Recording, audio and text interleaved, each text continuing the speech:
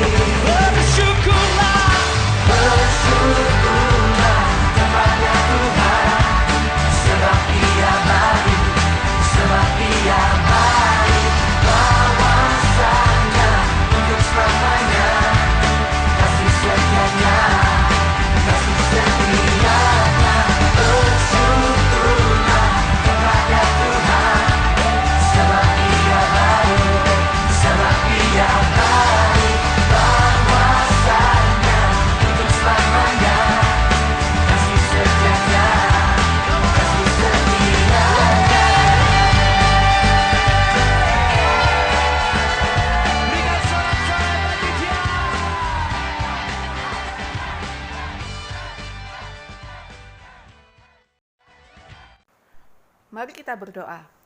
Tuhan Yesus, terima kasih untuk hari ini. Sekarang kami mau belajar firman Tuhan bersama-sama. Tolong kami ya Tuhan. Terima kasih. Amin.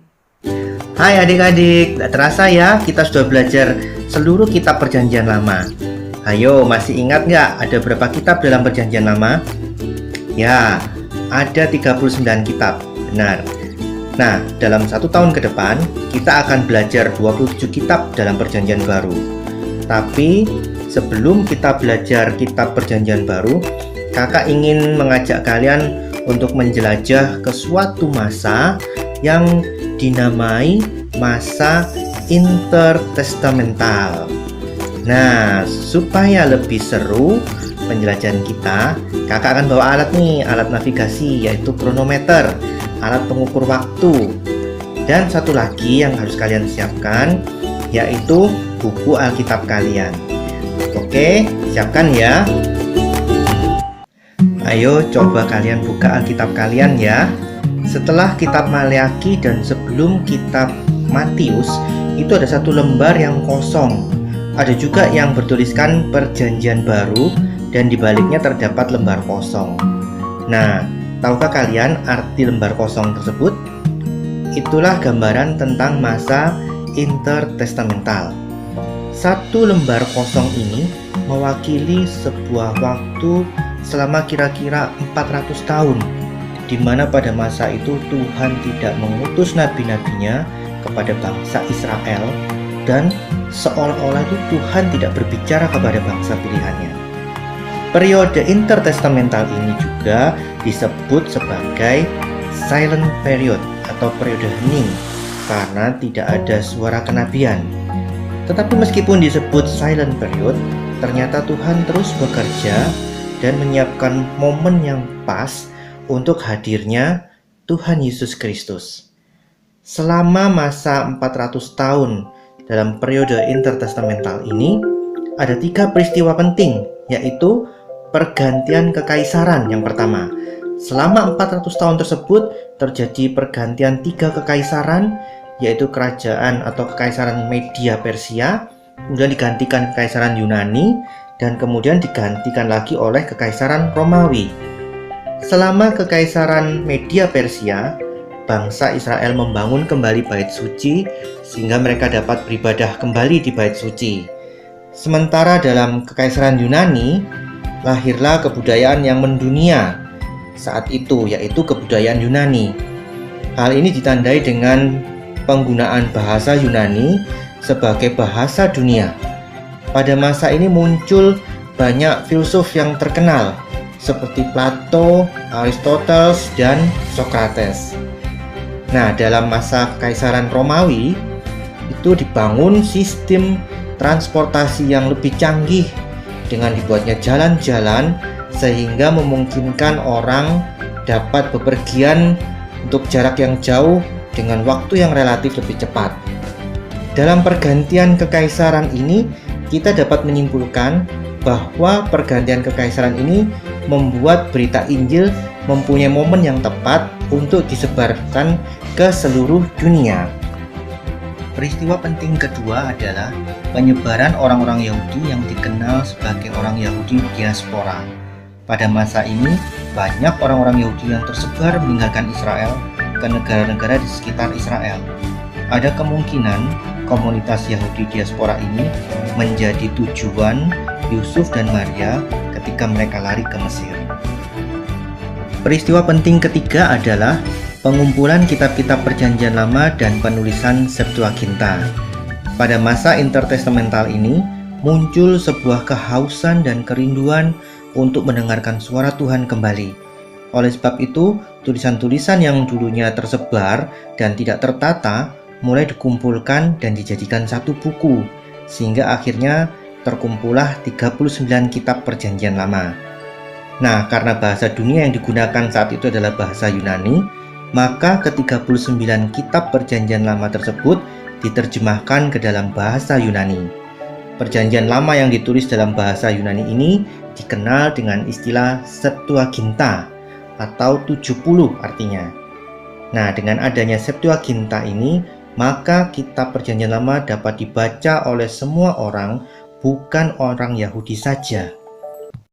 Nah, adik-adik, dari peristiwa-peristiwa yang terjadi itu sebenarnya menunjukkan kepada kita bahwa Tuhan kita terus bekerja. Memang ada kalanya kita akan mengalami keadaan yang susah dan menderita, seperti saat pergantian kekaisaran, di mana terjadi peperangan, atau saat orang-orang Yahudi harus tersebar keluar dari Israel akibat adanya penganiayaan pada masa Kekaisaran Romawi. Tetapi Tuhan sedang mengerjakan sesuatu yang amat indah dan sempurna. Oleh karena itu, tetaplah percaya bahwa Tuhan merancangkan sesuatu yang indah dan teruslah berpegang pada firman-Nya. Demikianlah firman Tuhan hari ini adik-adik. Selamat hari Minggu, Tuhan Yesus memberkati. Yuk kita merespon firman Tuhan dengan menyanyikan lagu ini.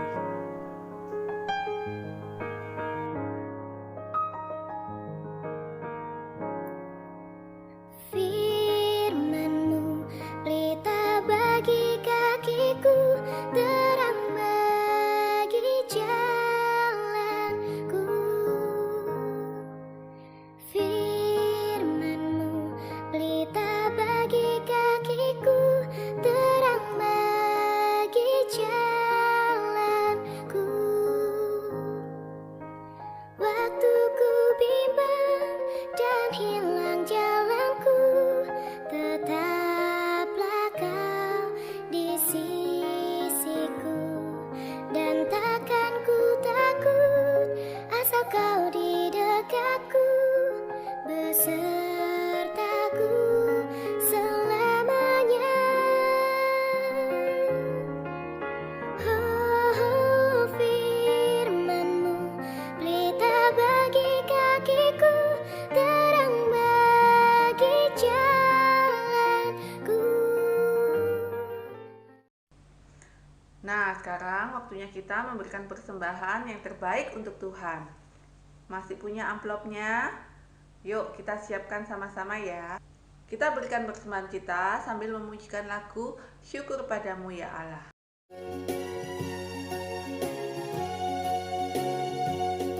Syukur padamu ya Allah atas segala rahmat-Mu. Syukur atas atas kecukupan dari kasih-Mu penuh. Syukur atas pekerjaan walau tubuh pun lemah. Syukur atas kasih sayang dari sanak dan teman. Tuhan, terimalah persembahan kami. Terima kasih kami hari ini boleh belajar firman-Mu. Tolong kami untuk tetap setia membaca dan belajar firman Tuhan. Terima kasih Tuhan. Amin.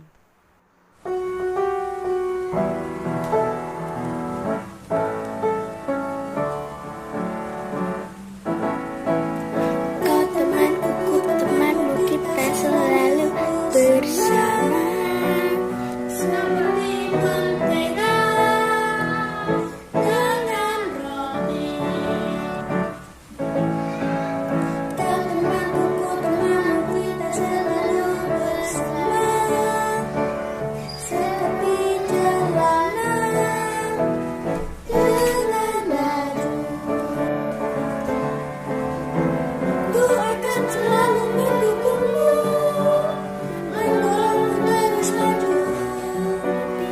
Bila kau sedih, ku akan menemukanmu dalam Tuhan. Kau temanku, ku temanmu, kita selalu bersama. Seperti mentega dengan roti. Halo teman-teman kelas 5. Selamat ya, kalian sekarang sudah kelas 6. Semangat terus ya belajarnya. Semangat. Pesan saya buat adik-adik kelas 6 adalah agar kalian selalu beribadah kepada Tuhan, selalu mengandalkan Tuhan dalam hidup kalian. Jika ada masalah, kalian berdoa hanya kepada Tuhan. Dan ingat, tetap jaga persahabatan kita ya. Sekian pesan dari saya. Terima kasih. Halo teman-teman kelas 7, tetap semangat ya dan rajin beribadah di Praremaja. God bless you. Pesan buat kakak-kakak yang akan naik ke kelas bareng, tetap rajin beribadah dan jaga kesehatan. Tuhan Yesus memberkati. Ini dari Gaby. Pesanku untuk kakak kelas 7, rajin beribadah dan rajin berdoa. Tetap semangat. Aku berharap kalau aku kelas 7 bisa diajarin sama kakak-kakak. Oke, bye-bye. God bless you all.